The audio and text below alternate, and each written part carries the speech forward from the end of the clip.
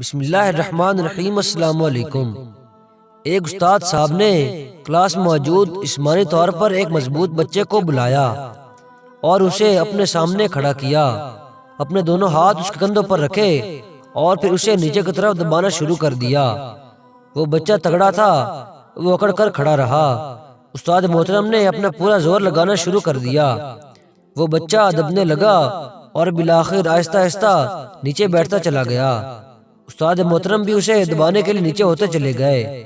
آخر وہ لڑکا تقریباً گر گیا اور اسے تھوڑا کم ہی استاد محترم بھی زمین پر تھے۔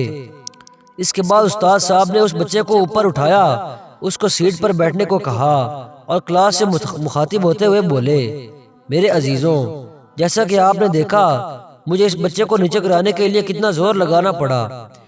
یہ جیسے جیسے نیچے کی طرف جا رہا تھا میں بھی اس کے ساتھ ساتھ نیچے جا رہا تھا، یہاں تک کہ ہم دونوں زمین کی سطح تک پہنچ گئے تھے۔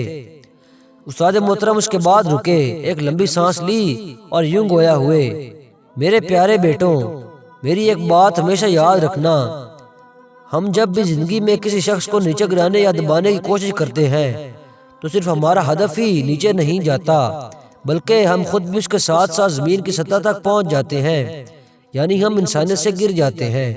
جبکہ اس کے برعکس ہم کسی شخص کو نیچے سے اٹھاتے ہیں تو صرف وہ شخص ہی نہیں اٹھتا بلکہ ہم بھی اوپر اٹھتے چلے جاتے ہیں، ہمارا درجہ، ہمارا مرتبہ اور ہمارا مقام بھی بلند ہوتا جاتا ہے۔